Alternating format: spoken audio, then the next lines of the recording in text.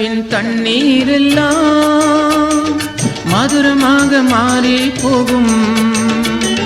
மாறாவின் தண்ணீரெல்லாம் மதுரமாக மாறி போகும். கண்ணீர் மாறிடும், துக்கம் மாறிடும். கண்ணீர் மாறிடும், துக்கம் மாறிடும். ஒரு வார்த்தை சொன்னால் போதுமே, ஒரு வார்த்தை சொன்னால் போதுமே. ஒரு வார்த்தை சொல்லும் கர்த்தாவே, எங்கள் வாழ்க்கையெல்லாம் செழிப்பாகுமே. ஒரு வார்த்தை சொல்லும் கர்த்தாவே, எங்கள் வாழ்க்கையெல்லாம் செழிப்பாகுமே.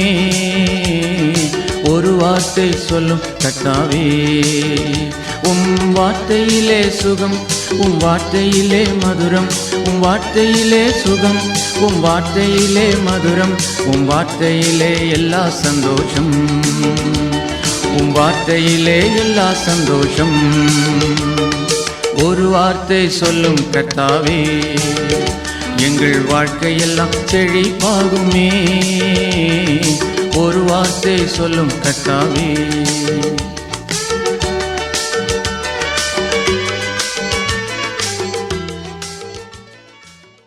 கர்த்தருக்குள் அன்பானவர்களே, அனுதினமும் கிறிஸ்துவுடன் தியான வேலைக்கு உங்களை அன்புடன் அழைக்கிறோம். இன்றைய தியானத்திற்கான வேத வாசிப்பு 2 கொரிந்தியர் 4 வசனங்கள் 8 முதல் 18 வரை. தியானத்திற்கான தலைப்பு துக்கம் களிப்பானது. நாங்கள் எப்பக்கத்திலும் நெருக்கப்பட்டும் ஒடுங்கி போகிறதில்லை, கலக்கமடைந்தும் மனமுறிவடைகிறதில்லை. 2 கொரிந்தியர் 4:8. ஜோனி பல திறமைகள் கொண்ட துடிப்பான ஒரு இளம்பெண். ஒரு நாள் நீச்சல் தடாகம் ஒன்றிலே உயரத்திலிருந்து பாய்ந்த பொழுது அவளது தலையில் அடிபட்டு மயக்கமானாள். மயக்கம் தெளிந்து எழுந்தபோதோ அவளுடைய உடலை அவளால் அசைக்க முடியவில்லை. அவளது தலையில் ஏற்பட்ட பலத்த அடியின் காரணமாக அவளது உடல் செயலிழந்து போனது. மனமுடிந்த ஜோனி சொல்லி முடியாத துக்கத்துடன் தன் வாழ்நாட்களை கசப்புணர்வுடன் கழிக்க ஆரம்பித்தாள். அந்த நாட்களில் ஒரு கிறிஸ்தவ நண்பர் இயேசு கிறிஸ்துவை பற்றி அவளுக்கு கூறி, இயேசு அவளை நேசிக்கிறார் என்பதையும் அவரால் அவளது வேதனையை புரிந்து கொள்ள முடியும் என்பதையும் கூறி இயேசுவின் அன்பை அவளுக்கு விளங்கப்படுத்தினார். ஆனால் அவளோ, என்னுடைய வேதனை இயேசுவுக்கு எப்படி தெரியும்?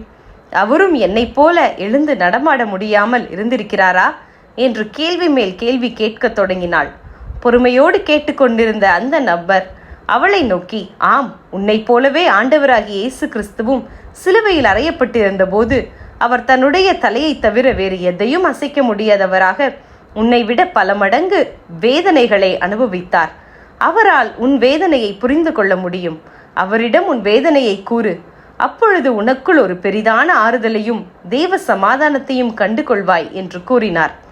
அவர் சொன்ன வண்ணமாக அவள் இயேசுவிடம் தன் வேதனையை கூறி அவரது தெய்வீக ஆறுதலோடு கூட அவர் தரும் பாவ மன்னிப்பையும் பெற்றுக்கொண்டாள்.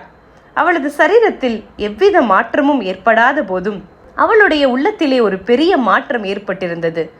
வாழ்க்கையிலே மனமுடிந்து விரக்தியோடும் கசப்போடும் வாழும் பல்லாயிரம் மக்களுக்கு அவள் தன்னுடைய சக்கர நாற்காலியில் அமர்ந்த வண்ணம் ஆண்டவராகிய இயேசுவின் அன்பை கூறி அவர்களை ஆறுதல் படுத்தும் ஒரு மகத்தான பணியை இன்றும் செய்து வருகிறாள். அவள் மூலம் அநேகர் அன்பான ஆண்டவரை ஏற்றுக்கொண்டுள்ளனர். ஆம் பிரியமானவர்களே, தேவன் நம்முடைய சகல வேதனைகளையும் அறிந்து வைத்திருக்கிறார்.